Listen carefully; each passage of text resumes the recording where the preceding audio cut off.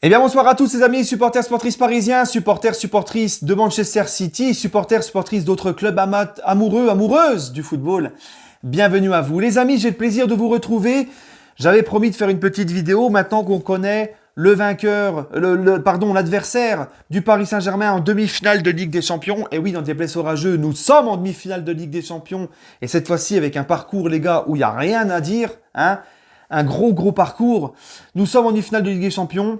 Nous affronterons donc Manchester City. Voilà, c'était le vainqueur de Dortmund City qui aurait affronté le vainqueur de Bayern PSG. Le PSG a sorti le Bayern. City a sorti Dortmund. Voilà, les Allemands, vous pouvez rentrer chez vous. Merci, au revoir.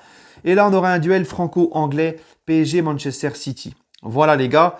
De l'autre côté, il y aura Real Madrid-Chelsea. Mais là, ce qui nous intéresse, parce que nous sommes supporters du PSG, c'est PSG City. Alors les gars, je vais vous dire la vérité, City pour moi c'est le deuxième plus gros poisson de cette Ligue des Champions. Pour moi c'était le deuxième plus gros favori avec le Bayern. C'est une grosse affiche, c'est un gros match. Mais oui, mais quand tu arrives dans les quarts de finale de Ligue des Champions, déjà quand on a sorti le Bayern, je t'avais dit que c'était que des gros matchs. Là, quand tu arrives dans le dernier carré, oui, forcément, tu affrontes encore un gros poisson. C'est comme ça. Hein, rien n'est acquis en Ligue des Champions, rien n'est facile, il faudra se battre jusqu'au bout. Mais j'ai envie de vous dire une chose, les amis, c'est que quand tu mets 4-1 au Barça chez lui, que tu sors le Barça, que tu élimines le Bayern avait des absents importants, mais le PSG aussi, je vais pas revenir dessus. Quand tu élimines le Bayern en quart, ce monstre européen, champion du monde des clubs, champion d'Europe en titre, dernier vainqueur de la Ligue des Champions, pour moi, franchement, les gars, de qui t'as peur, hein? Je vous ai dit de pas mettre les pampers pour Barcelone. Je vous ai dit de pas mettre les pampers contre le Bayern. Je vais pas vous dire de foutre les pampers contre City. Les gars, là, quand je vois cette équipe du Paris Saint-Germain, ce qu'elle a fait, maintenant je me dis qu'on peut aller au bout. Je ne dis pas qu'on va, je dis qu'on peut. Et j'ai l'impression, tu vois, quand je vois cet état d'esprit qu'ils ont, ou même des remplaçants, on l'a vu face au Bayern, des Dagba, des Becker, des mecs comme ça, se donner à fond, que tu vois que même les remplaçants, l'entrée d'Herrera à Munich, quand je vois que même des remplaçants, les gars, sont tous concernés, sont prêts à mourir sur le terrain pour son coéquipier, le mental, la solidité de cette équipe, la solidarité aussi de cette équipe. Cet état d'esprit qu'a fait Pochettino, hein, de donner confiance à ce groupe, de tirer le meilleur de ce groupe,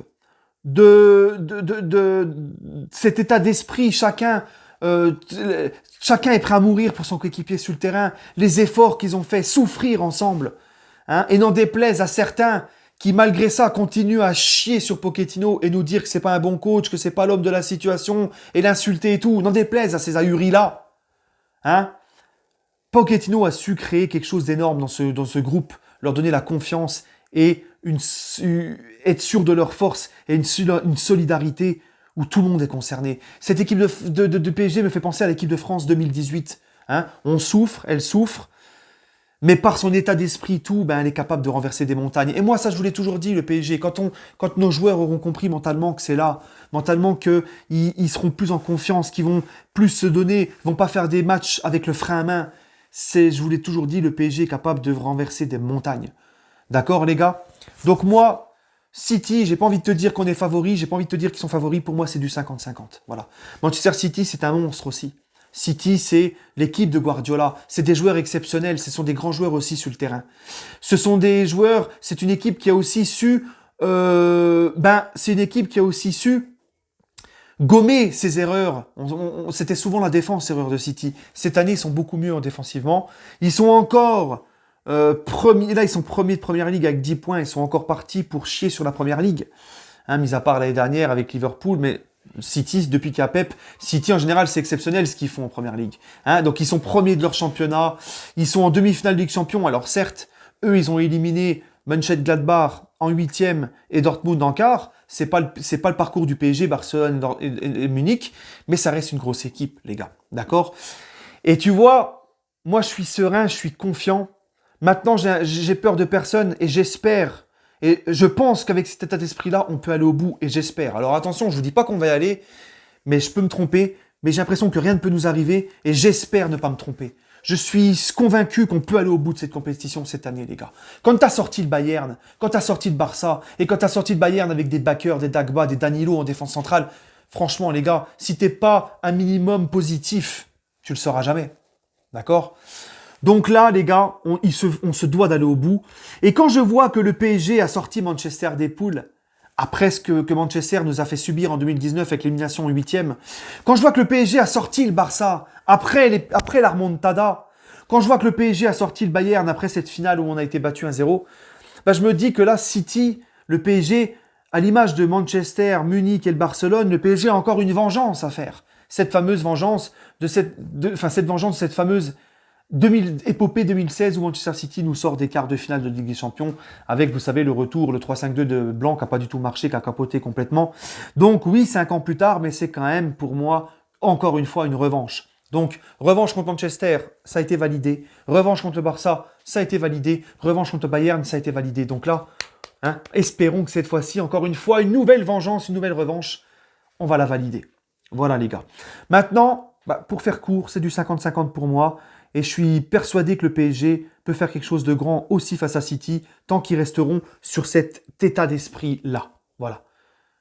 Bref, les amis, maintenant j'aimerais répondre à deux choses. Les gens qui disent que ce match PSG-City, ce sont des frères jumeaux, c'est-à-dire que, on entend souvent ça dans la bouche des anti-PSG, des Marseillais, tout ça aussi, que City et le PSG sont deux clubs qui ont forgé leur palmarès et qui sont là grâce à l'argent.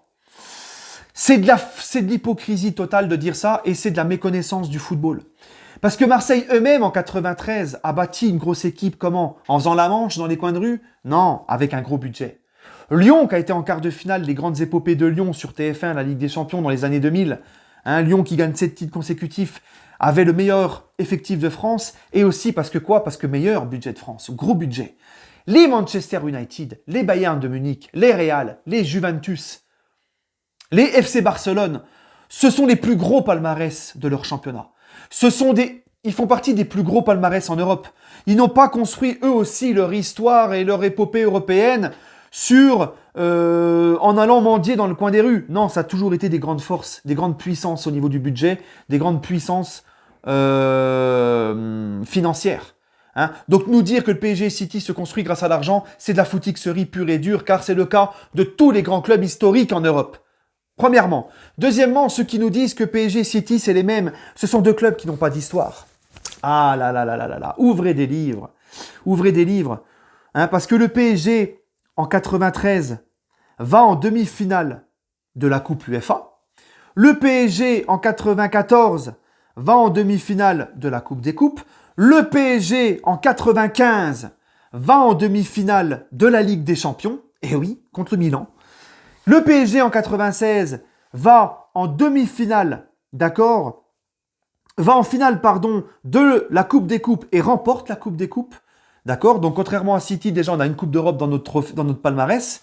Et le PSG en 97, face au Barça, va encore en finale de cette Coupe des Coupes, d'accord? Donc, je pose la question, où était Manchester City à ce moment-là? Je ne sais même pas où est-ce qu'ils étaient, moi.